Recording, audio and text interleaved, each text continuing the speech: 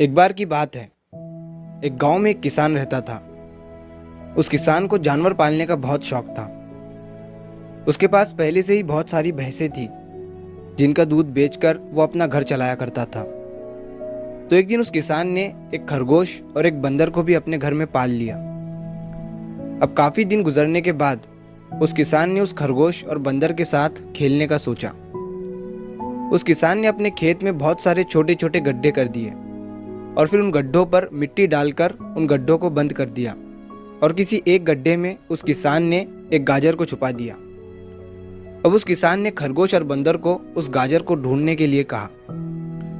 खरगोश बहुत ही कॉन्फिडेंट था और उसे अपने आप पर बहुत विश्वास था।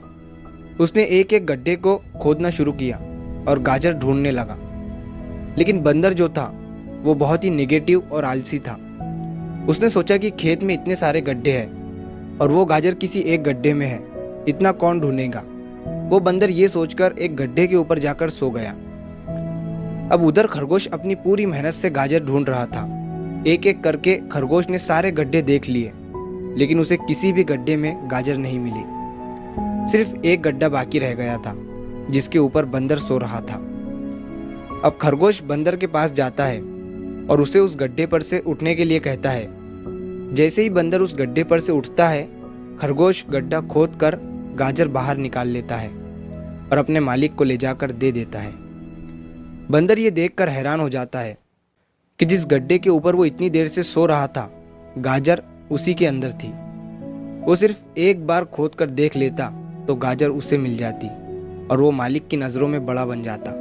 यही सोचकर वो अपने किए पर पछता रहा था। दोस्तों, इस कहानी से हमें 3 बहुत बड़ी सीखें मिलती है। पहली ये है कि हमें कभी भी अपने काम के प्रति नेगेटिव नहीं सोचना चाहिए। जैसे उस बंदर ने सोचा कि इतने सारे गड्ढे हैं और गाजर किस गड्ढे में है पता नहीं। यही सोचकर उसने उस काम को अपने लिए बड़ा बना दिया। और दूसरी सीख हमें इस कहानी से ये मिलती है कि हमें एटलीस्ट कोशिश भी तो करनी चाहिए, क्योंकि हम जब तक कोशिश नहीं करेंगे किस्मत भी हमारा साथ नहीं देंगी।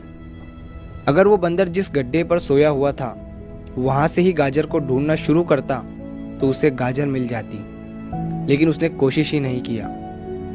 और तीसरी सीख हमें इस कहानी से ये मिलती है कि हमें जल्दी हार नहीं माननी चाहिए। अब हमें नहीं पता कि हमें अपने काम में कौन से साल में कामयाबी मिलेंगी। वो 2025 हो सकता है, 2030 हो सकता है या 2032 भी हो सकता है, लेकिन हमें कामयाबी तभी मिलेंगी जब हम पॉजिटिव सोच के साथ कोशिश करते रहेंगे और हार नहीं मानेंगे।